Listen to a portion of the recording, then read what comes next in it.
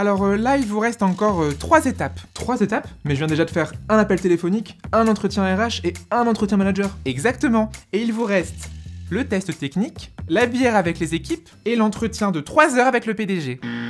Le temps des candidats qui se pliaient en 4 pour arriver dans la boîte de leurs rêves est terminé. Aujourd'hui, ça va dans les deux sens. Voici les principales erreurs qui font fuir vos candidats.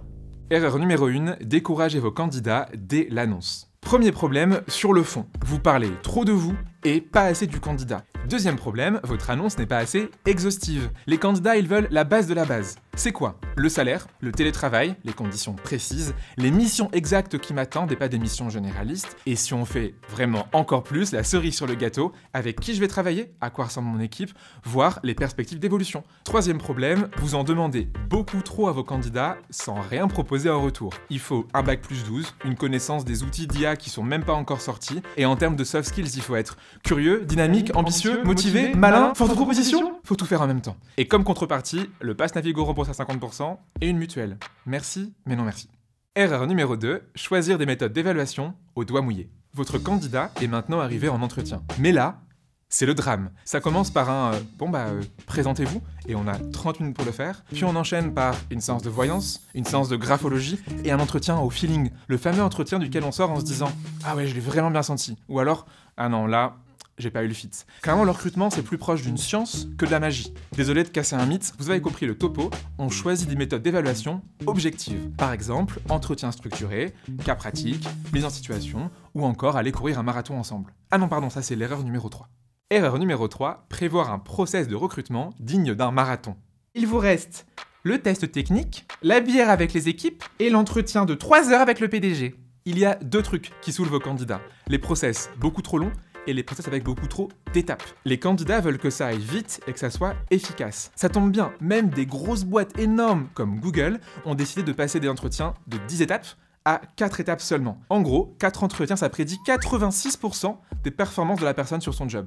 Et chaque entretien supplémentaire, ça ajoute juste 1%. Ça sert donc à rien d'en faire plus que 4. Chaque entretien doit avoir un rôle précis et on pose des questions différentes avec idéalement des personnes différentes. Comme ça, le candidat est content et l'entreprise peut évaluer plein de choses en même temps. Erreur numéro 4, poser des questions illégales. Ah, c'est marrant ce prénom Aya. Vous avez des origines? Ah, vous avez déjà un enfant à ce que je vois. Est-ce que vous en voulez un autre? Et alors Robert, vous avez un handicap vous ou pas?